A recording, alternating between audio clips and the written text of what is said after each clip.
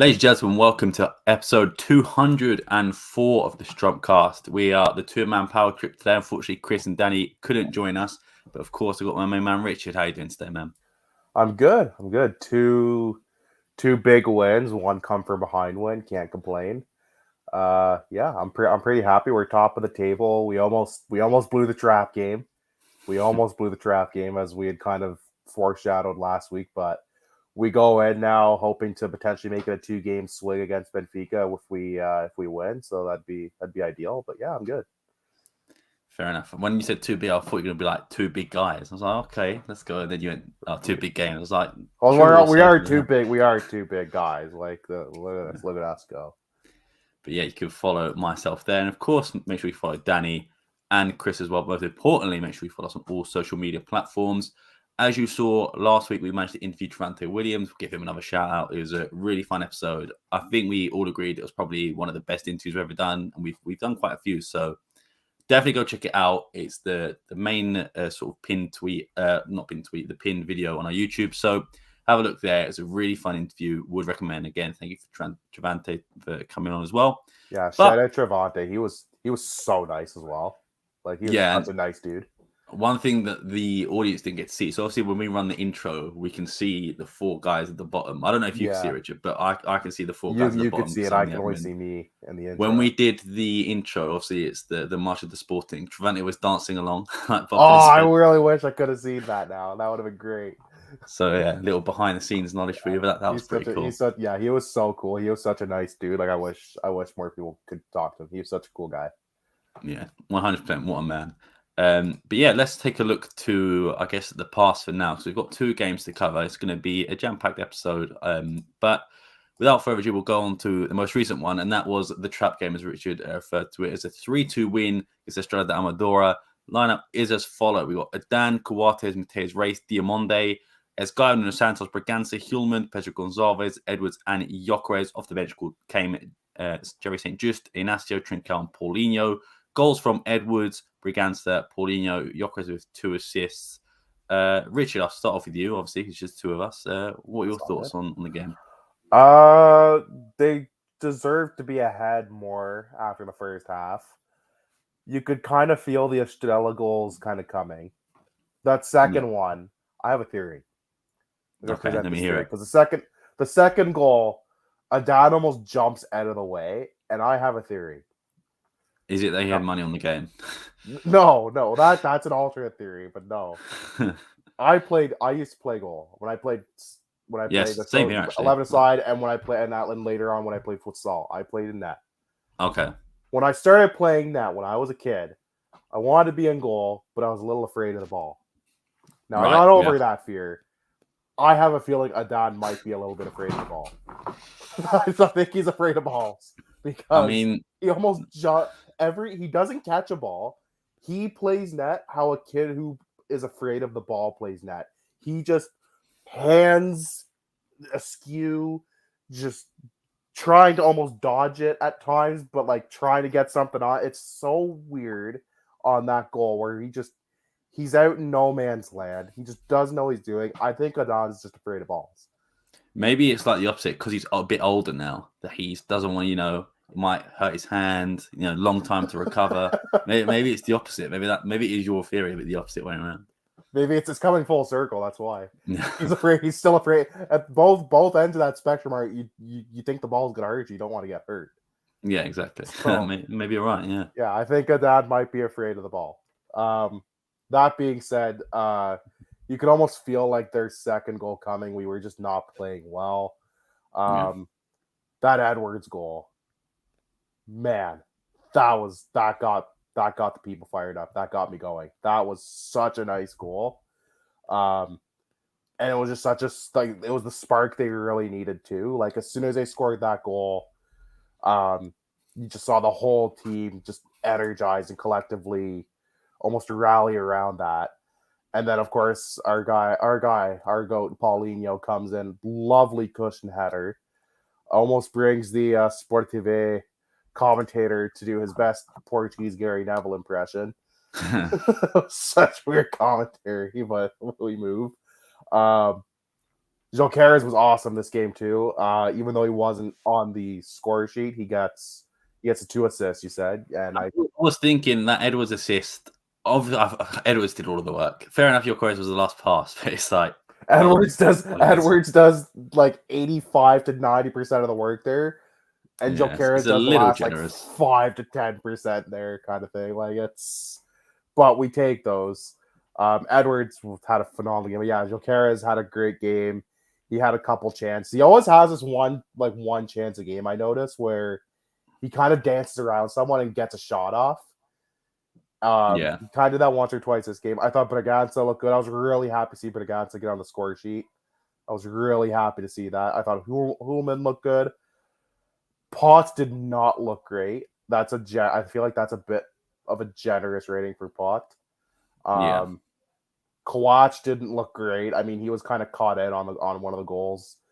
Esgaio was average. Probably the worst game we've seen from Esgaio the last little bit. He's not had a lot of bad games, so we'll let him off. Mm-hmm.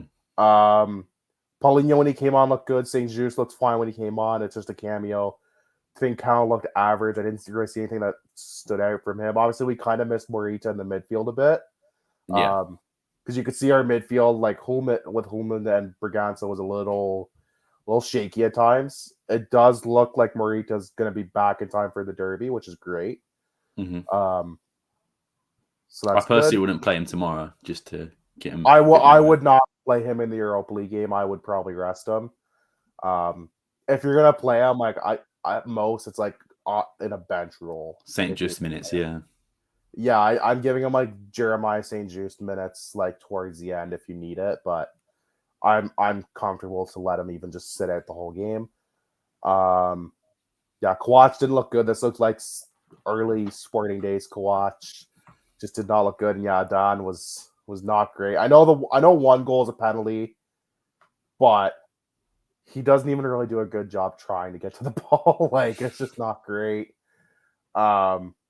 Yeah, there's not much else to say. I thought like my standouts are Edwards and Jokeres and Braganza all looked the best. I thought Potts' rating was the one that was most generous, and a bit of Nuno Santos as well. I wasn't overly impressed with Nuno Santos, I will say. Yeah. I know I'm not sold on the Slim Shady. I think the Slim Shady look might have lost him some powers. I don't know.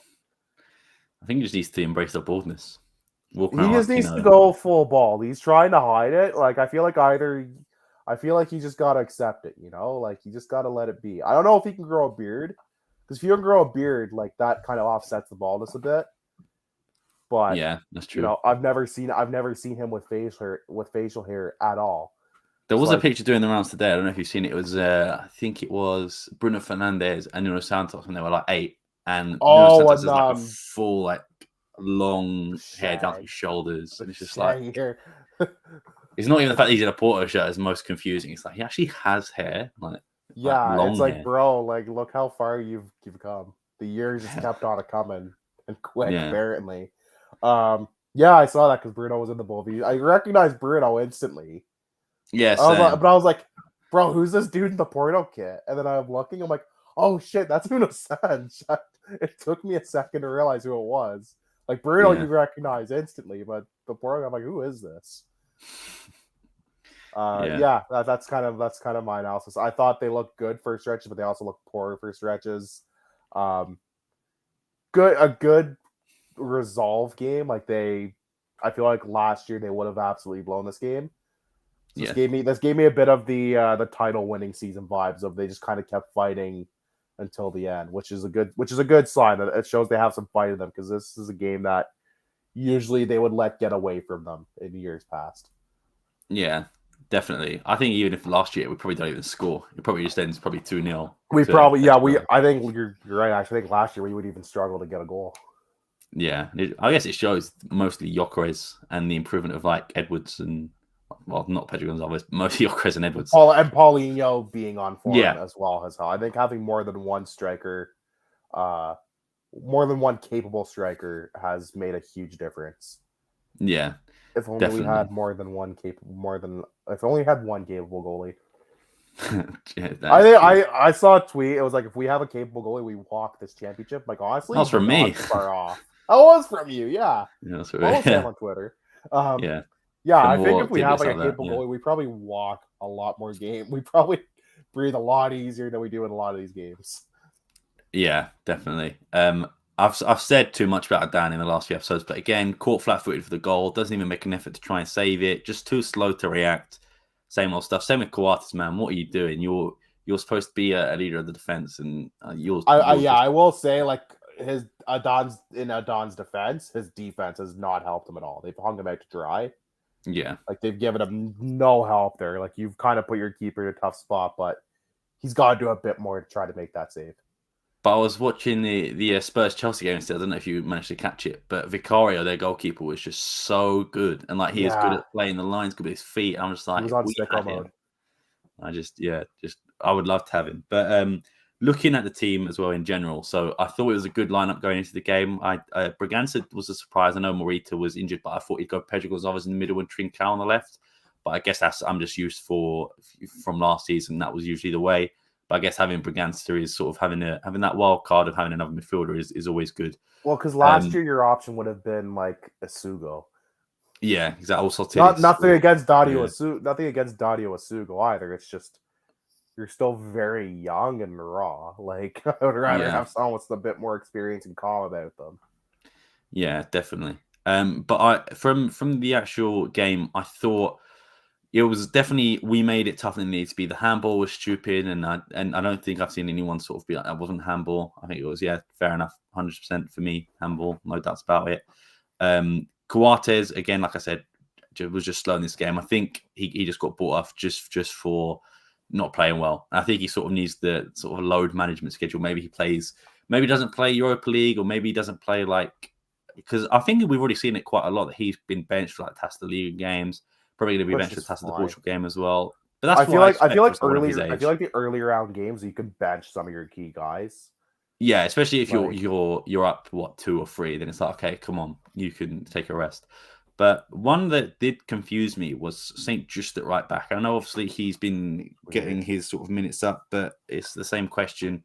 Is that supposed to be Jenny's minutes? Like, is Fresneda ever going to get a look in again in this season? No, it's still, we're only 4 months into the season, but it feels like Fresneda's he didn't even get a sniff in the Taça League game. It's like, oh, you're right. You're not going to start him there. You're not going to play him there. I know he had a shoulder injury last game week, but it's like, surely, I assume it's fixed because he was on the bench. But, it just makes me wonder why. If he's not healthy. Exactly. It just makes me wonder why that he's not there. But I thought Diamonde was okay. I think he's had a few shaky games recently, and I think that may be down to the rest of the defense as well. I think, especially this game, as Guy didn't really help Diamonde's case a lot. From being on the right side. But I have to give a shout out to Hillman and Braganza. I thought they were incredible. I think 6.8 is letting them down. Braganza had some moments in the first half where I was like, the thing is, Braganza, I think he just tries to do too much all the time. Sometimes he just doesn't want to make the easy pass. He'll try something outlandish, or he'll try something that just doesn't need to be done and not losing possession. Or sometimes he'll get bailed out and he'll get a foul. But I think Braganza sometimes just needs to do the simple thing, which reminds me of like what Morita does. The thing is, Morita, right? He's a really good footballer, but he's not a flashy footballer. You don't see. He's very fundamental. He's very basic. And that's what I like about Morita. And I think Braganza, to be fair, he still is 23. And like I said, coming off an ACL is not easy. So maybe it's a you gotta keep in mind he's 23, but he missed a whole year of development. Yeah, and Hillman, man, I can't say enough about him. He's just so good. Like, even in a game where you think, oh, like he didn't do much, he's just so good. I think it's genuinely one of the best signings I've seen in terms of centre mid from Amorim, because there was obviously João Mario in the first season, which I thought was average, and obviously Ugarte was a good one. But I feel like Hillman, no respect to Ugarte, because there are two different players, but we've not really missed Ugarte in the middle, and that's a testament to how good Hillman's been, I suppose. Yeah, that's not a knock on Manuel Ugarte at all. It's just Hillman's filled that void so much quicker than anybody would have even anticipated. Yeah, even with definitely. the hype that was around him. And when Hillman plays, it allows Morita to be a bit more free as well to do the Morita things that he needs to do. And I think having those two together is really good. And obviously with Morita's injury, Hillman's managed to hold down the fort, so fair play to him. But of course, Pedro Gonzalez again, how many opportunities he's going to get to stink it up, man? He just isn't that guy anymore. And I think he needs to sit on the bench for a few minutes. So I do feel bad for guys like Trincao, even Paulinho, man. Paulinho's been in such good form this season. And he keeps getting benched. Sometimes doesn't even play. He come on for Gyökeres in the Europa League when Amorim had no other choice because we were down a striker. So it's just, I feel like Paulinho. It's weird. Amorim's a weird manager. So we've said this. He's a weird manager sometimes. Yeah. He just, and then sometimes he makes choices like, yep, that's a really good choice. And other times he just kind of leaves you scratching your head with selection. For me, people, and even himself, Pedro Gonzalez, like, oh yeah, I should have been called up to the national team. I'm like, really? Like, are you watching a year and a half ago, I would have died on that hill. Current day, like, I don't think you have a case. Yeah, there's so many more players. I know Pedro Neto was injured, so maybe in the next call up, maybe he could sleep in. I think he got injured, didn't he? This game week, didn't he? Or was that last game week? Oh, I have no clue. I know he was on fire. He was back for a bit. He was playing well. Yeah, and then he got. I think he got injured last game. I don't know if he played on the weekend, but I hope he's not like another. I hope he's not like a Ricardo Pereira for Leicester, because like that's a guy who, if he didn't have such bad injury luck, like where would he be? Yeah, because like I remember a few years ago saying like, man, if Ricardo Pereira was healthy, he'd be my starting right back for the national team. So I hope for Pedro Neto's sake, he doesn't end up with that continuous bad luck, because he's such a good player.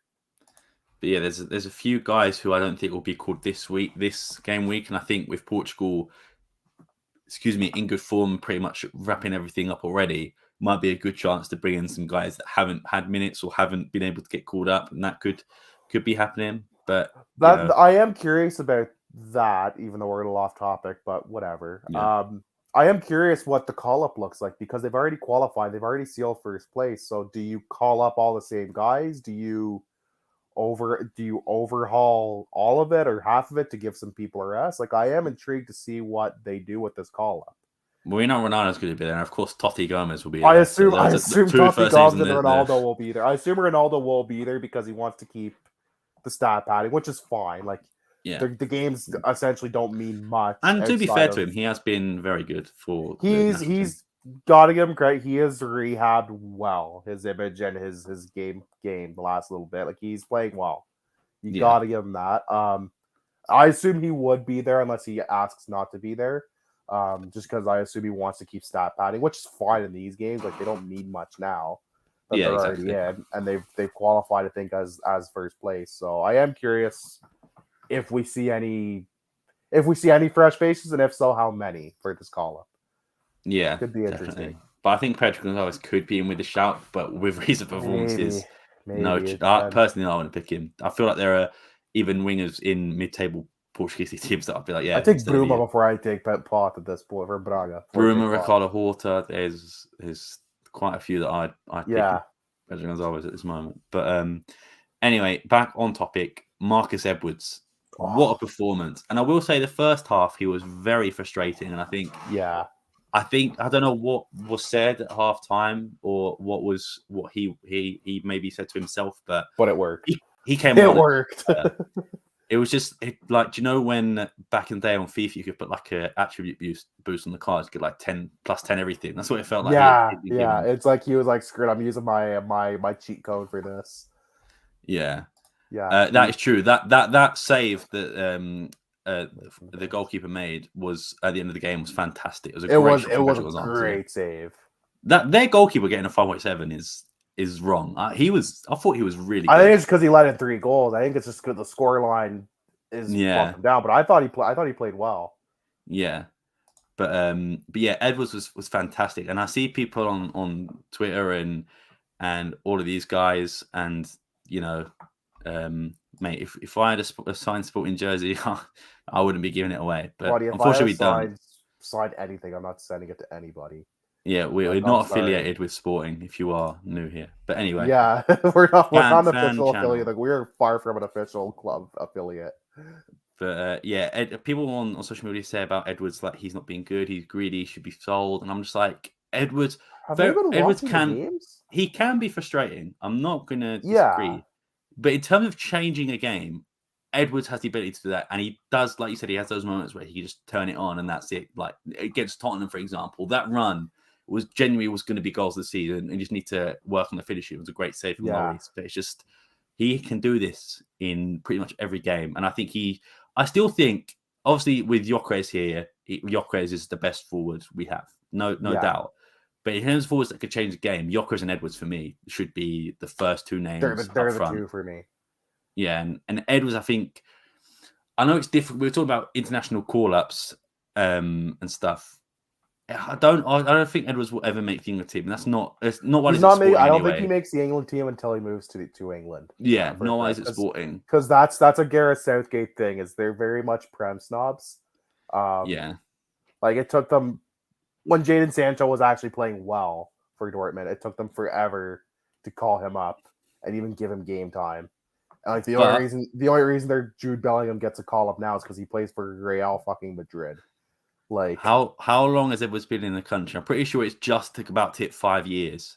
So he this could is going to be his third season with Sporting. Yeah, and he had 2 Guimarães because I remember he played in the Europa League like 2019. So it would be year number 5, or at least he's coming on year 5 or 6 at minimum.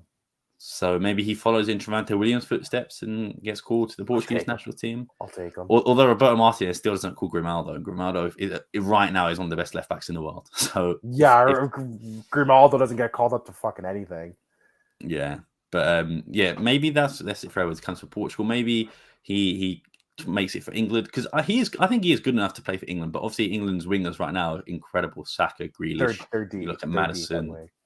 That it's going to be difficult for him to get in, but you never know. But yeah, Edwards for me, fantastic, and ever since he joined, he's been, I think, one of my favorite Sporting players. Obviously, Paulinho is my favorite, as you all know. But on the wall of goats behind me, you've got Paulinho, you've got Liedson, and in the middle, you've got Edwards and also Ronaldo at the end. But you see, my favorite players on the wall, plus Ronaldo. No, I'm joking. I do like Ronaldo, but yeah, he is just so good, and I think he is destined, if he continues performances like this, to go somewhere. It seems like we're renewing his contract, so maybe he gets a renewal.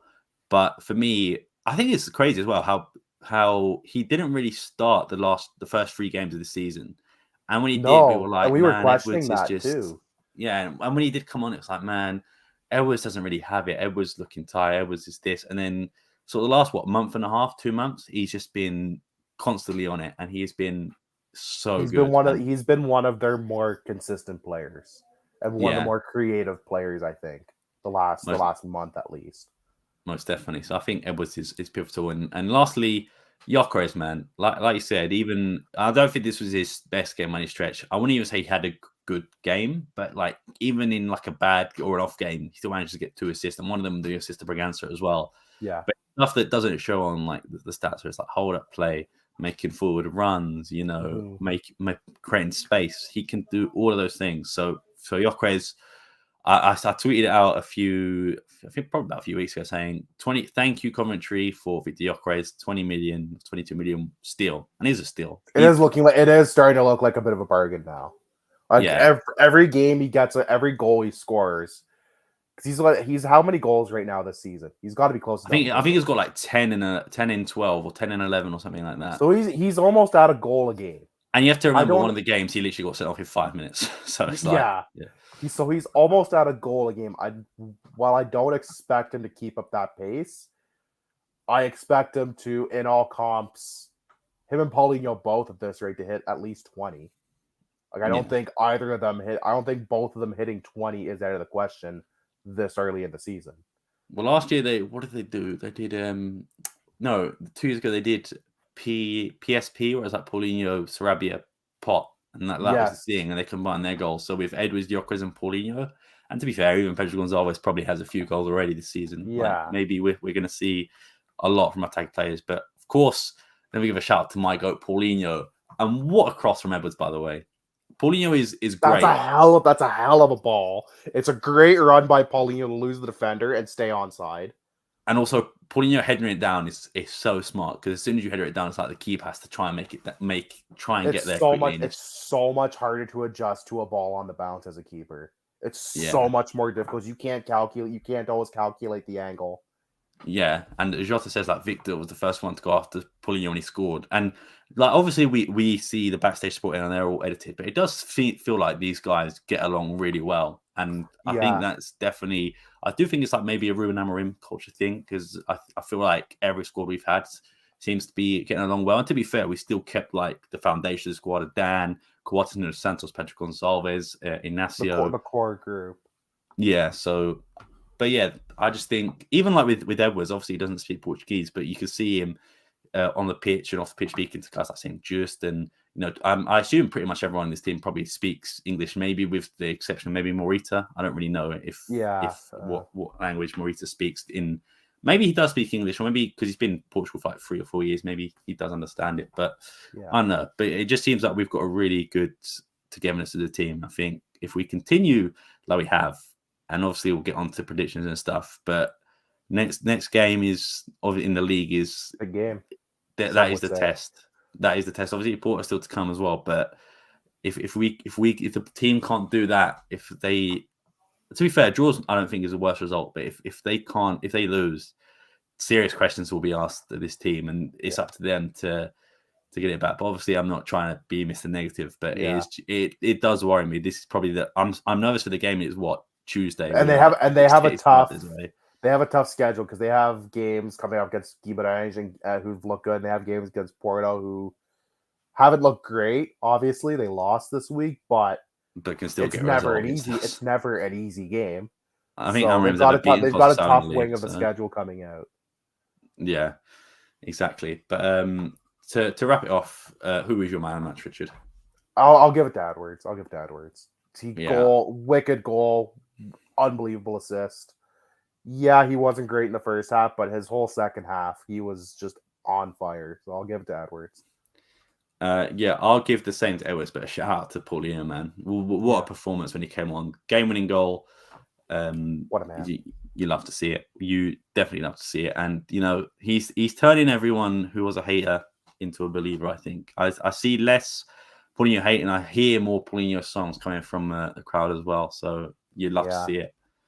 So shout out to him. But yeah, that's it. I do want to give a special shout out to Miguel Lopez even after the game, saying that his dad would have loved to see him play against Sporting. And, obviously he said Sporting's club is heart.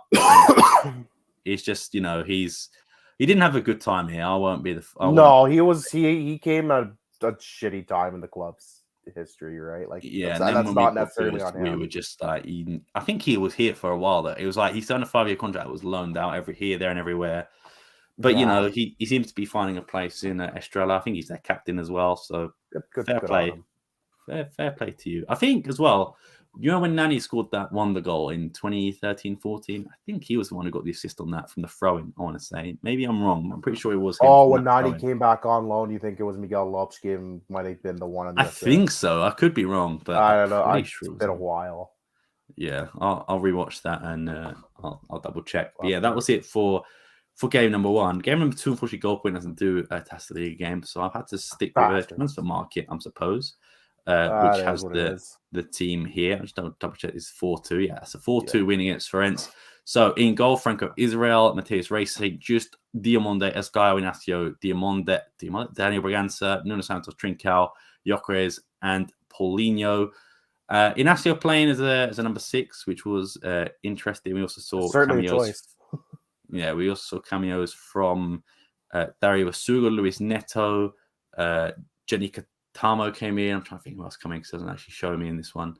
I don't like goal point. Get on it. Come on. Yeah, come on, man. I know you probably can't do it legally, but our highlights will probably show me. Asuga, Coates, Edwards, Neto, and that Pedro Gonçalves. Where's the subs? Okay. And Gyökeres scored a hat-trick. Nuno Santos. Man, why did none of us take him in predictions? We left so many points. Because I think everyone thought he wasn't going to start. We just thought. Then he started and went fucking ballistic. He started Paulinho and Gyökeres. I know. Yeah. I don't think anybody had either of them. And I remember putting the time like we're all fucking idiots. Why did nobody take them? Take either guy. We're so dumb. No, definitely. Easy But points. since you went with the last one, I'll start with this one. Go ahead. And my first sort of issue is with Franco Israel. And we love to shit on goalkeepers here, not intentionally. If they were good, we wouldn't do it. But like, he is at a point where, you know, he in the games you get, I know he doesn't get a lot of them, but you need to do better than that.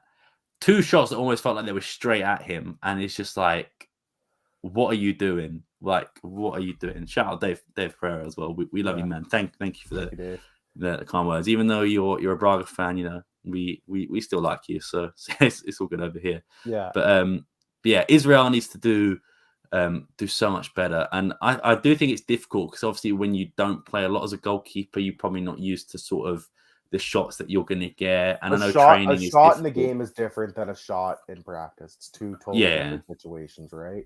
Exactly. And when you've got guys like Mateus Oliveira can smack them from anywhere, why does Mateus Oliveira turn into the greatest player of all time when he plays this all of a sudden? What's this about, by the way? There was a stat that said that he scored more goals against Sporting than he did the entirety of last year. Like, he scored 3 goals against Sporting, and he scored like 2 last year. Bro, every time he plays us now, he goes just fucking nuts. When I saw who scored the goal, I'm like, again? I'm like, bro, leave us alone. Go away.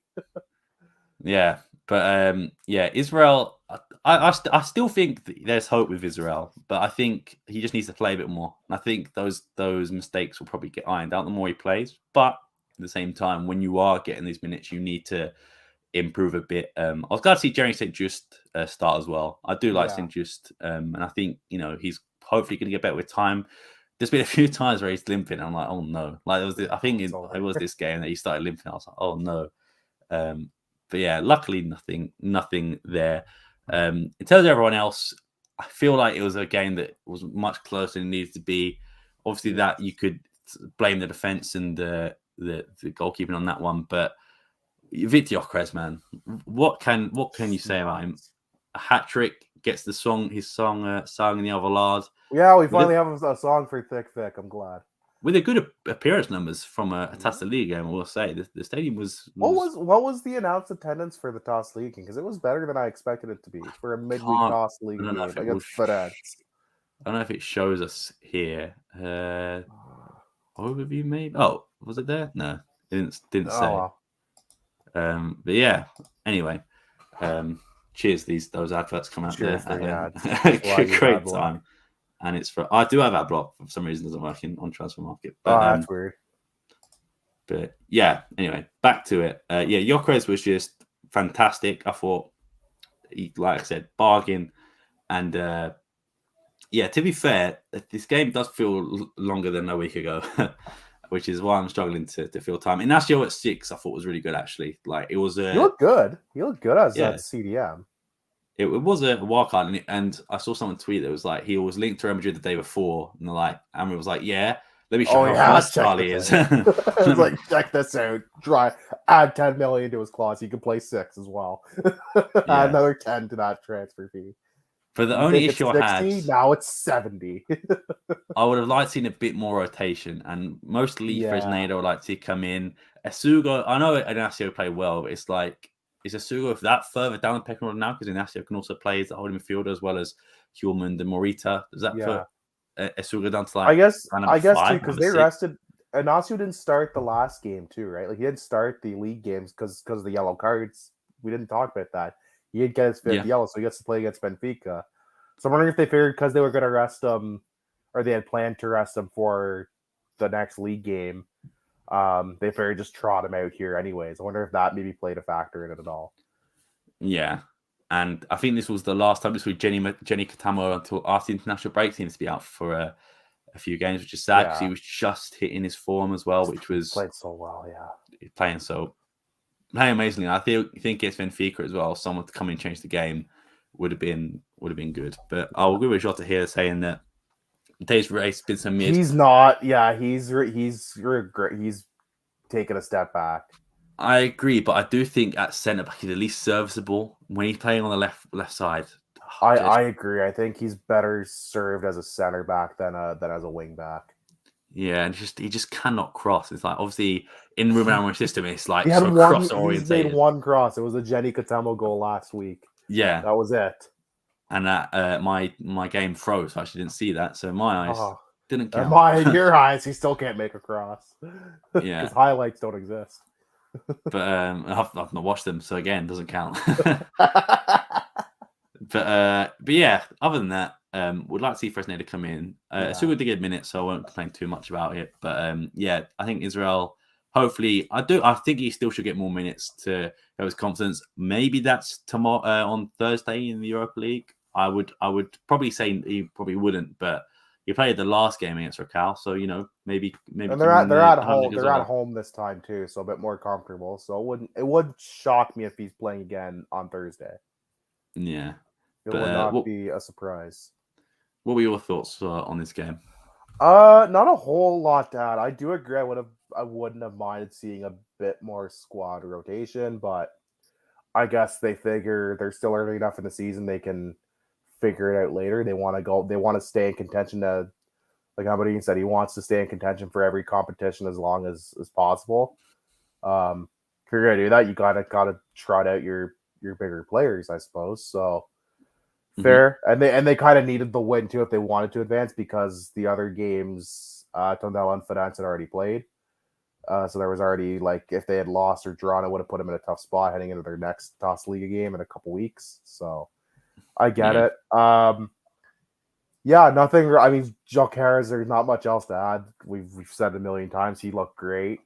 Like a hat trick, and like a quick hat trick as well. I thought Braganza and Ignacio stood out for me. Esgaio looked fine. He didn't look bad. He didn't look great. He just was kind of there.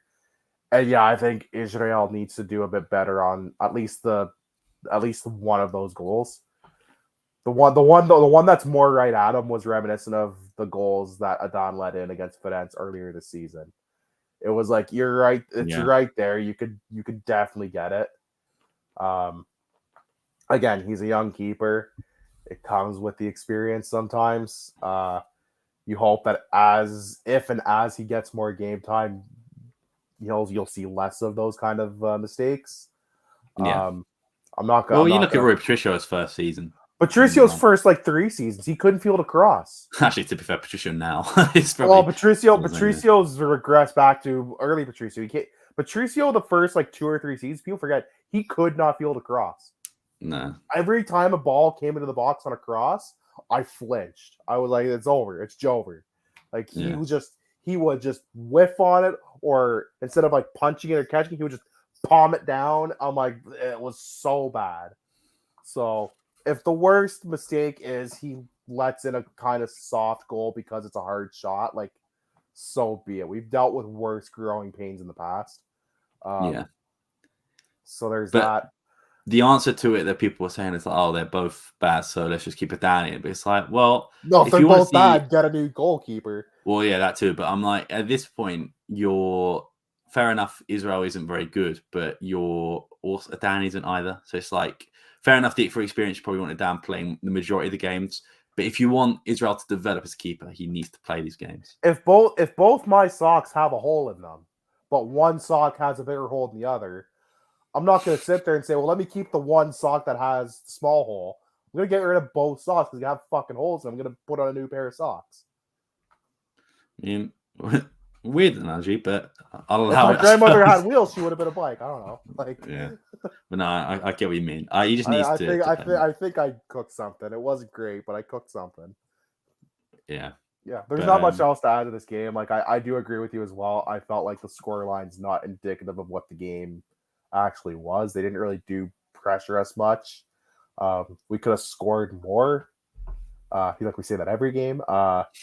This really should have been a 4-1 or a 4-0. I think the goals were kind of fortunate on their end. But it is what it is. A win's a win.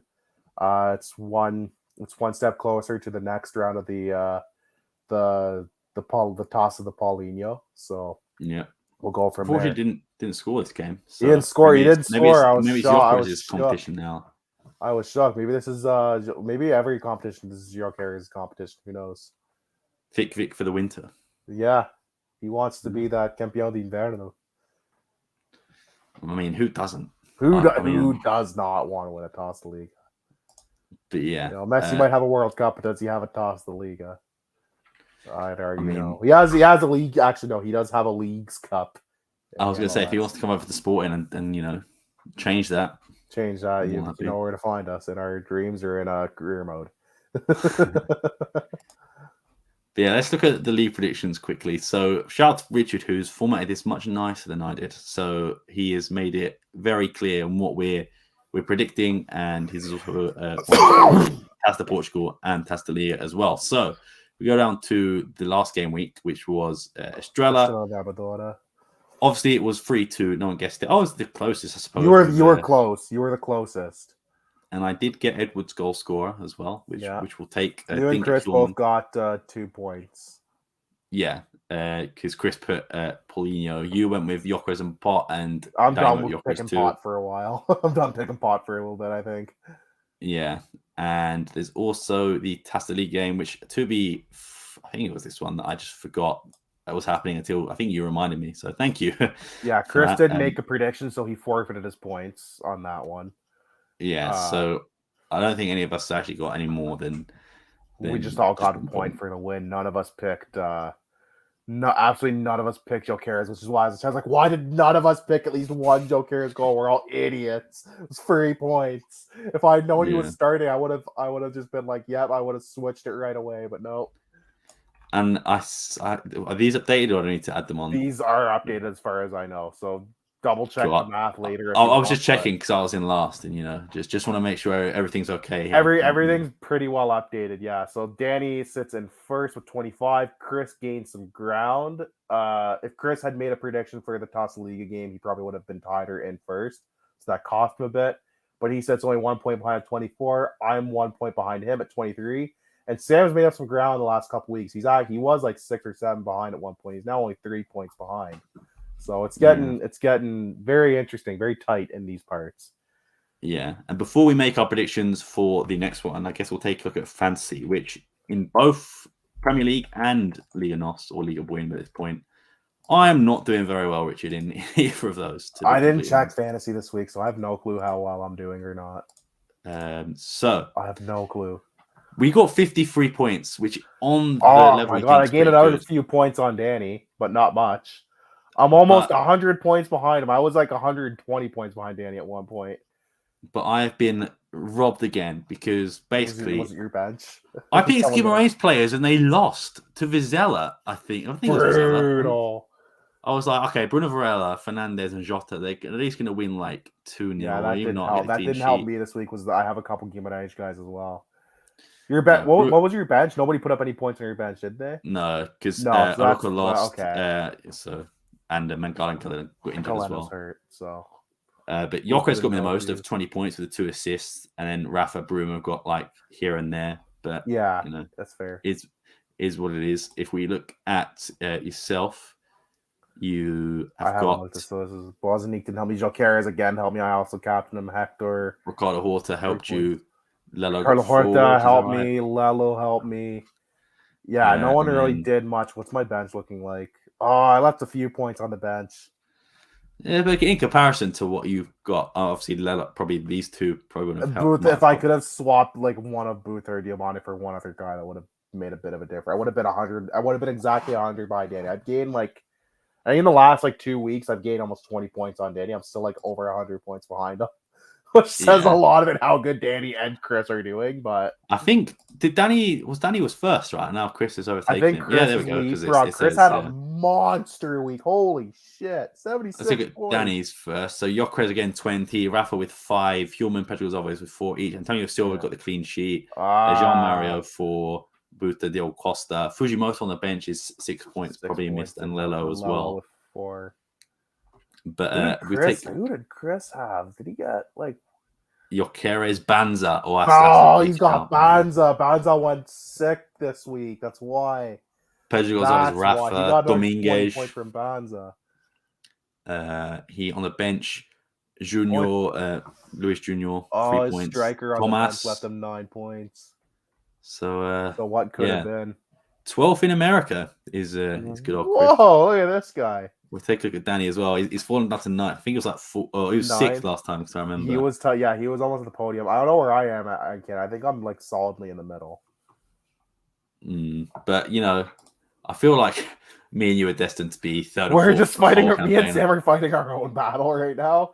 Until I can have 1 or 2 more monster weeks, and Danny has a stinker week or 2. Like, it's very much just a me and Sam. It's very much a tale of 2 leagues. Where am I in the UK? I am okay, 132, close to the bottom. Then I'm the top. Where am I in Canada? Go to me. I want to see where I am at in Canada. 47. Oh, halfway. Oh yeah, I'm about midway, so I expected that. But what we can do, in order to not finish bottom, we can just invite someone for the last game week, so they only have like 20 points. They only have like a couple points. That happened in my FPL league last year when I did FPL. We had someone who joined like a couple weeks late, and they just fucking they finished and they gave up too. So I'm like, all right, well, none of us are finishing last because it's literally impossible. Yeah. All right, Richard. Here is the big moment, the big game. Of course, Firstly, we'll go for Raquel, which is again a must-win for the Europa League if we want to stay in and try and obviously get first place or even second at this point.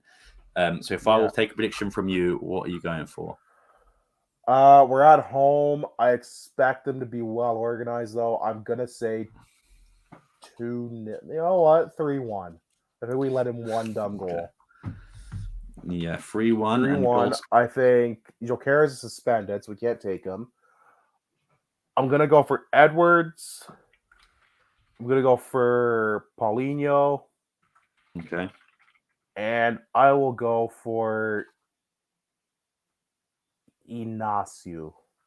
Okay. I feel like I should pick at least 1 defender off a corner. I was between him and Kovac. Who are you? What's your magic numbers and magic men? My magic numbers, I think, because they drew to us, and I feel like the result was unfair. They're looking out for revenge, and obviously they want to go into the Benfica game, top form. So for that reason, I'm going to go with a 4-0 victory to Sporting. Holy smokes! I think Amorim's going to rotate a bit, so that's why I'm going with Trincao for one of the goals. I think that's a decent shout. Actually, I feel like he's due. Go Paulinho with 2 because he's on the goal scoring form, and I'm going to go. Who can be rotated? I suppose I'm just trying to think who would be a good player. You could get a Braganza. You could get a Hullman. You could get a. Go for a center back. Don't take Mateus Rice again. I'm gonna go Nuno Santos. I think Nuno Santos the safest banger. option. Yeah. All right. So I think that'll be reasonable. But of course, the big game, the game I'm most nervous for is Benfica. You know what's funny? I'm gonna be driving home from Montreal when this game's going on. So I'm gonna have to rely. I'm gonna have to rely on either a relato, like on the radio, or I'm gonna have to try to like stream it on my phone, like bits and pieces of it. So I'm gonna be one stressed out boy on the way home. Luckily, I've cancelled all my plans on Sunday, so I am free as a bird. But unfortunately, I'm gonna be the bearer of bad news. I'm gonna go for a 1-1 draw. I don't think as much as it doesn't hurt us, but it doesn't really help us. It changes nothing. Yeah, as much as I'd like to win, I am being a bit cautious, and I'm going to go with Jokeres to score. Obviously, we can't bet on we can do the Benfica ones, but they won't count for anything. So I'm just going to go 1-1 with Jokeres. What are you going to go for, Richard? I was thinking if we win, it's only going to be by a goal. I think both teams. I do think both teams are going to score. I'm going to say 2-1 to us. Yep. Jokeres and Paulinho. Paulinho does like a game at the Stade to lose. Is that stat? Yeah, that is true. That's I think that's what I'm going to stick with is Paulinho and Jokeres. I think it's going to be very close. There might even be some shenanigans afoot. Who knows? No. Not in a derby league. Oh, never in a derby. Yeah, I think it's going to be very, very close, very tough, but I'm going to hope that we get this because it would make a 6-point swing on second place. Like a draw does nothing for us realistically. So Yeah, I think it doesn't do I anything. mean, all it really does is we're both still 3 points apart from each other. Nothing. All it does is kind of give the third place team an in to catch up a couple points. Yeah, and if we look at the table quickly, look at all them greens in the last 5. You'd love Look to at see all it. that. So Sporting in first 28, Benfica in second with 25, Porto in third with 22. Braga not too far behind anyone with 20 points. Vitória Guimarães still doing pretty well with 19 as well. Yeah.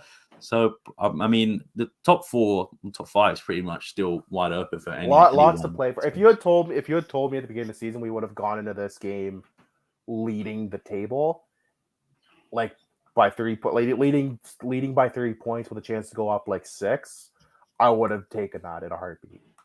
Yeah, like we did say, let's get through that first month and a half of the season. They've got a relatively tame schedule.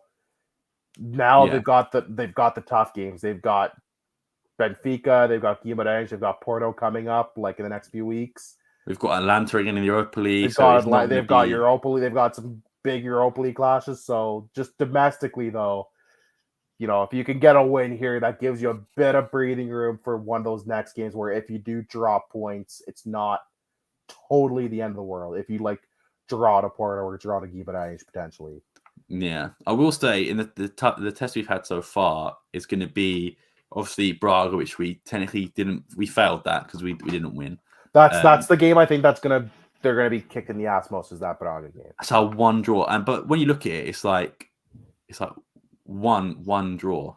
Against Braga is not even like Braga are a good team. So they're a good team, yeah.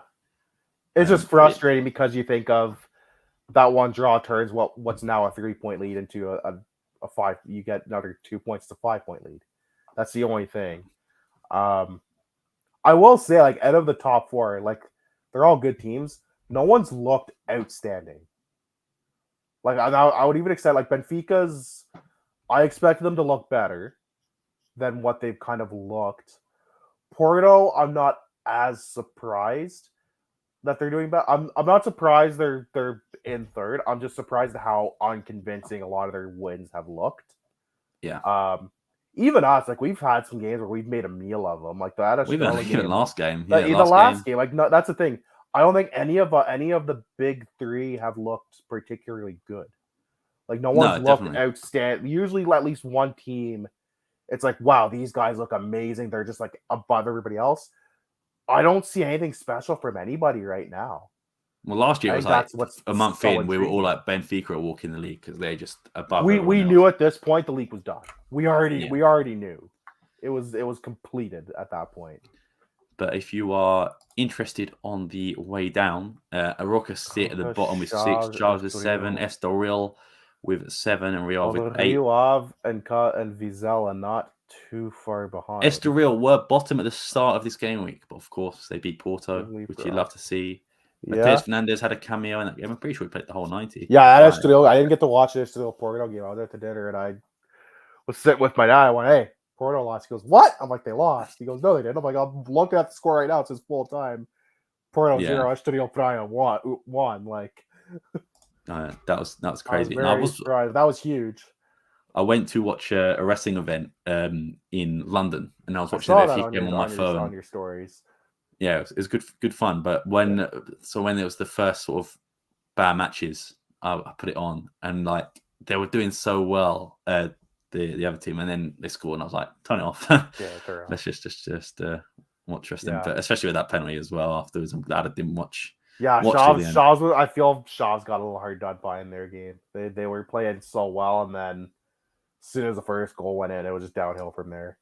So Foot Fatty, which I believe is Diogo. Shout Diogo says 3-1 Sporting, 1-0 first half. Human Yorkres with 2.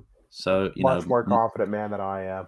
Yeah, and I've gone for the draw. So at least you went for a win. So my every game after they win, I'm like, I'm proud of the boys. I never believed in them. that's kind of I put that on my epitaph because that's kind of how I feel going to these games. Yeah, we do have some Twitter questions, which I guess we'll end off on, and we'll start with Nuno Gabriel. Shout out Nuno Gabriel. We love you. Shout out to you. He goes, do you guys think it's time for Seba to be taking more of a secondary role on the team? Seems like he's been getting burned by pacey strikers lately. He has to be subbed off, like in the Estrela game.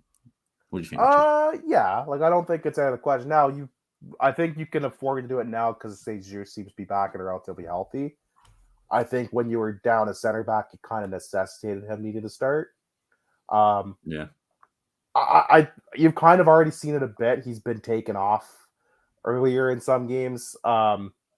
He's just been a hot, cold player this year. Whereas some games he has like a stretch of games. He's had a stretch game where he looked great, and then he has like a game where he looks like a stinker. But I'm fine with him as long as you have capable people that can fill in for him. That's the thing. If St. Just is healthy and can stay healthy, then you probably see more of a St. Just, Inacio, and Diomande center back trio, as opposed to Mateus Reis and Coates and Diomande, which we got the last game. Yeah, I'm agree with what Theo said here. He's been fantastic this season, but there is some games where I'm like, okay, you probably do need to take a step back. But what worries me is obviously when come January, when AFCON starts, that's Diomande gone. So it's pretty much Diomande and probably Diomande and Jenny gone as well. Yeah, so we assume it's going to be Coates, St. Just, or Inacio, or Coates, Mateus Reis, Inacio. So we do need Coates to be ready for them. So does that mean from maybe December he takes a little bit of load management here or there? He doesn't play a few games. I personally wouldn't play him in any of the Test the League or Test the Portugal games. Literally just keep him on the bench the whole time. Well, and their Test the Portugal game is like Dumient. It's like a team I've never even heard of. No disrespect, but which means we're gonna lose. Which means we'll probably not win. We're at home though, so if they lose at home to a team no one's ever heard of, there's a problem. There's problems afoot. But I think before we can make the judgment of Seba taking a secondary role, we need to see at least a couple of 90 minutes completed by St. Just, because I guess that is sort of the question mark in this. If St. Just does come back fully fit, then I feel like that means Coates is probably definitely going to take a secondary role. But if not, then you're going to have to rely on Coates. At the very least, you'll see him come off earlier in games, probably. Yeah, and let's be honest, Coates is pretty much running on one knee here. We've known that he has had knee issues for probably like the last 5-6 years. So yeah, pretty much since he's come to the club, I've never known him to not have some sort of knee issues for the most part. Yeah. So it's either going to be he's going to take a setback, secondary role, or he's probably going to be forced to take one if injuries keep piling up. But definitely one to keep an eye on. He says, say Israel and Adan's performance as of late have been even more proof that we need to hit the market in January for a better keeper. Every time we're being attacked, I'm shaking my boots. Yes, yeah. You're not the only one, dude. Oh, trust me. Every time I see that ball come to net, my timbers are shivering. But the thing is, right? We can all see that's going to happen. They're not going to get one in January. No, this is going to be, if they deal with it, this is going to be we'll deal with it in the off season. Unless there's an injury to Adan. I think if there's an injury to Israel, they're like, okay, Kalai might be the backup. Or I think if Adan gets hurt or something, then you would probably see a move. Yeah. Because you're not going to run a tandem of Kalai and Israel. That's just suicide. Yeah, I think they will make a move, but not in January. I think if they're going to make a move... Well, this is Adan's last year in his contract too, correct? Apparently he's got an option to extend it. So if he I imagine he extends it in a weird world where I'd be surprised if he doesn't extend it. Then obviously they probably will. Yeah. But yeah, I don't see them going in January. It's probably an off-season thing, if at all. Yeah. Definitely. If it was up to me, I would have got one this past off-season. There were several very affordable keepers up for sale that they could have gone after. Yeah, I do wonder if they'll go, because obviously there's not only the goalkeeper question mark. Is Amorim staying at the end of the season? Is he going at the end of the season? That's a debate for another day. I think I am curious as to what that does, because we might need it. To be honest, after winning, if let's say we win the league or we don't win the league and Amorim goes, then probably I assume a few players will probably follow his direction. Pedro Gonçalves, Diomande, I think, is probably gone. Gyökeres is probably gone. We're probably going to need a full rebuild. Does that mean buying a keeper? Does that mean promoting the Kalai? Does that mean promoting Israel to number one. So I think there's a lot of dominoes in effect that we're gonna have to watch out for come the end of the season. Yeah.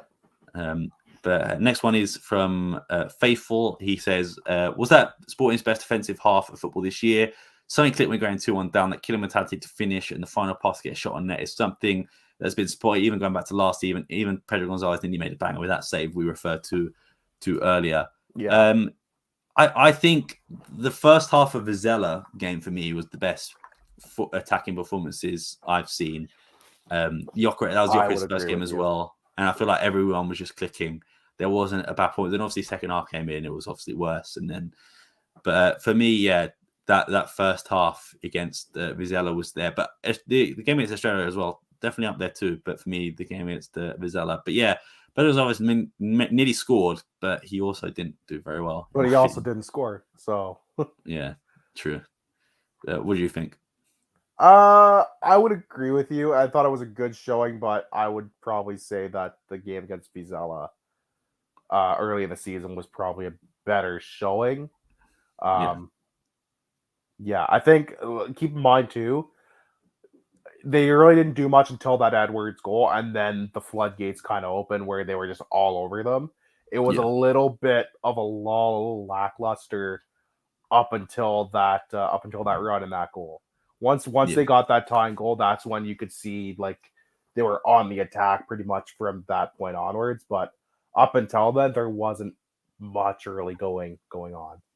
Yeah, so that's why I'd yield to just league play. The Vizela game probably would stand out to me a bit more.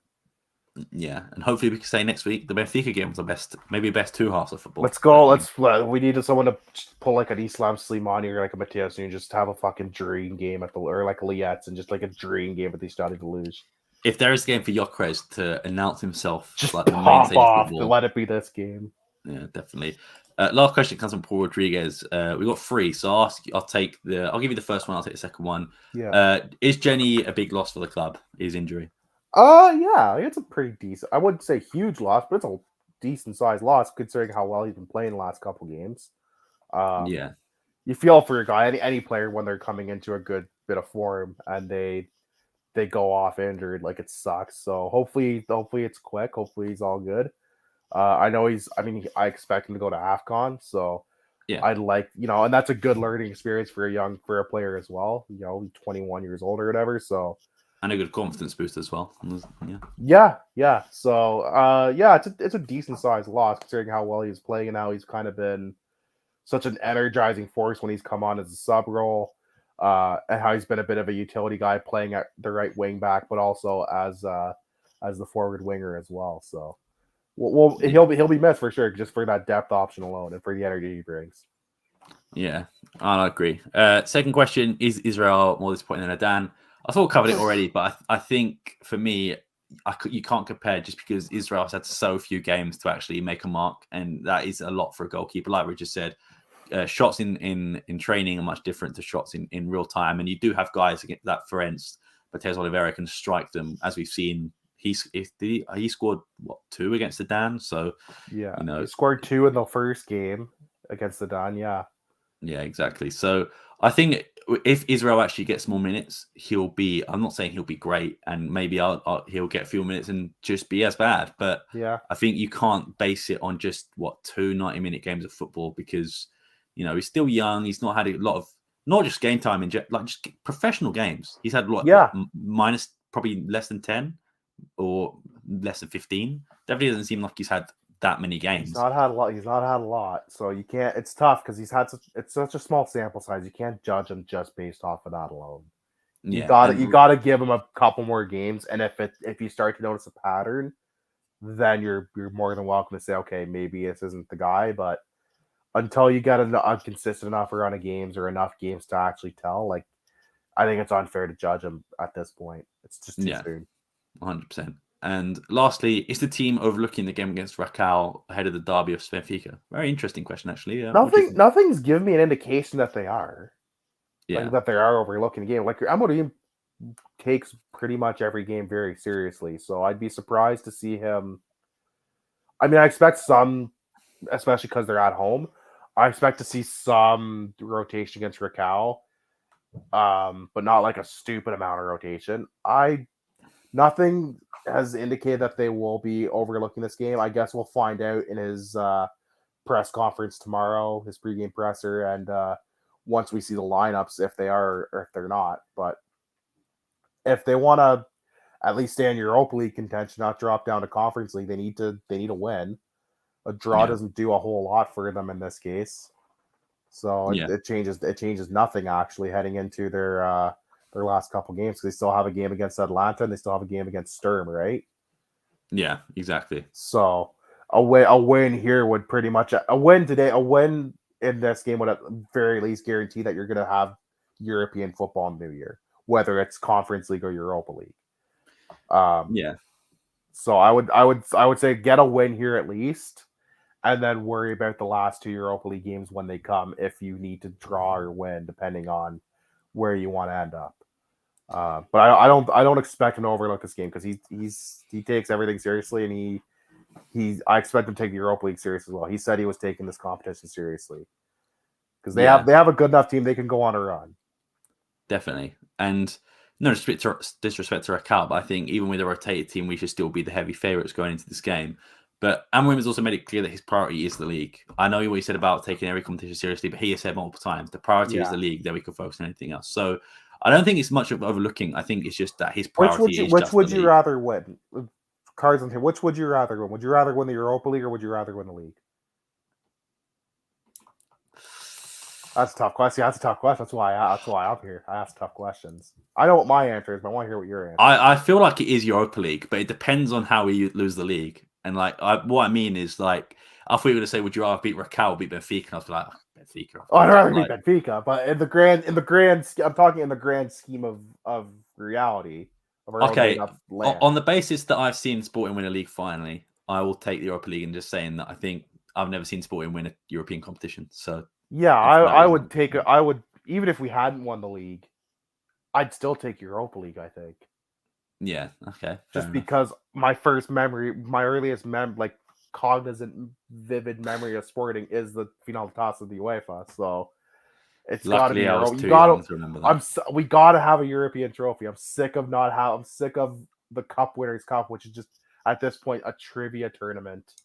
Let's just use the fucking football trivia as being our only European championship in men's football. So yeah, I think it is it's still a tough question. I think, but I think I have the right answer. But yeah, no, that's just me.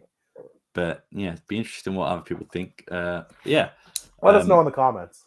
Which would you rather win? You have to. You can only win one. Which can you win? Yeah, definitely. I'm not including the toss. I'm not including the tosses like the League Cup or the toss of Portugal.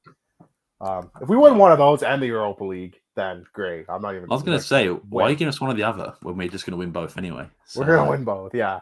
Yeah. I did say I think we're winning at least one trophy this season. We're winning at least one trophy this season. I said that in our prediction. I hope you're knocking on wood somewhere, man. Okay. Saved. Yeah, I said when we did our previous show, I think we're going to win at least one trophy. I'd be very surprised if we didn't walk away with some form of silverware. Because if you win a trophy, you can never count a season as a full failure if you come away with some sort of silverware, even if it is just a toss to Liga.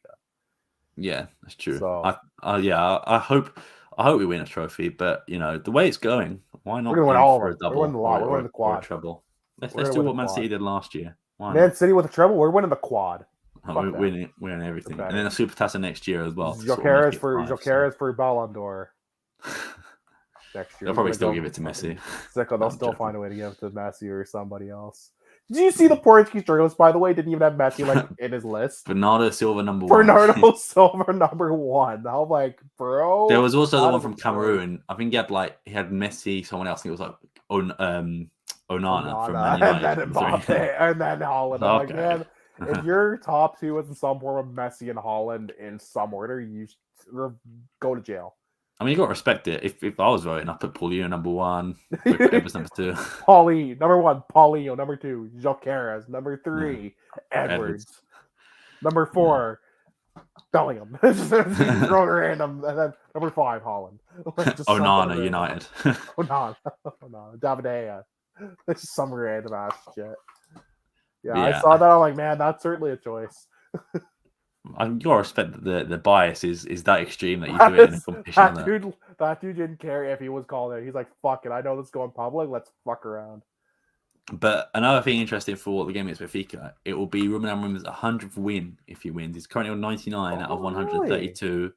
So next game against his former club Benfica at the Luz. If he wins, it's his 100th career win. So hell way to get it for him as well. But they've won once at the Luz with him at the helm. So there's something. They're 1-1 and 0 because they lost. I think he's beaten Benfica with us more times than he's lost, I want to say, because we also beat them in the Taça Liga final in 2021. Yes, we did. Yeah. Or 2022, sorry, that would be.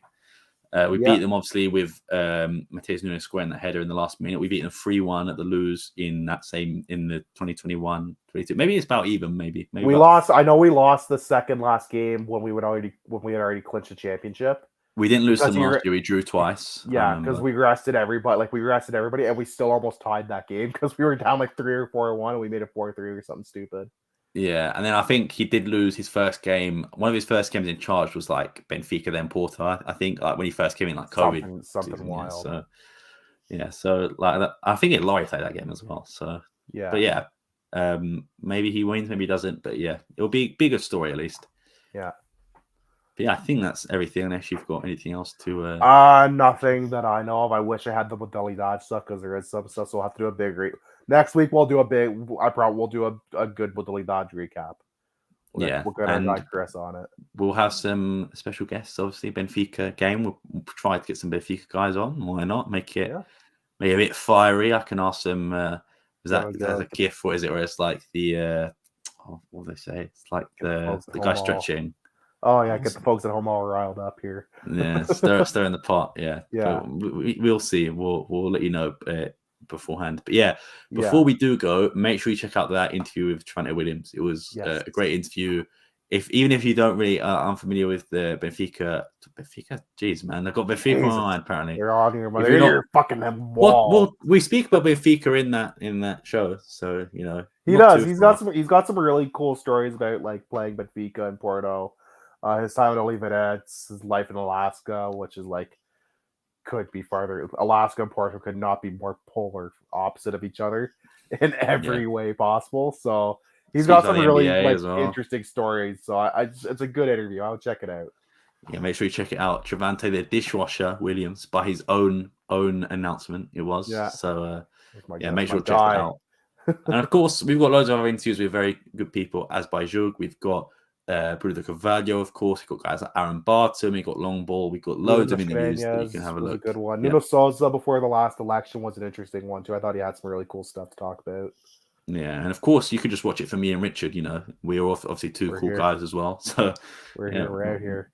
Watch it for us, and of course, make sure you follow us and our co-hosts as well. You can follow Chris there. You can follow Danny there. You can follow Richard there, and you can follow myself when I get there. But most importantly, make sure you follow us all things Alvalade on every social media platform, every podcast platform.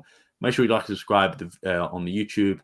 Watch all our other stuff. Make sure you follow us on X or Twitter to see the latest transfer rumors and everything like that.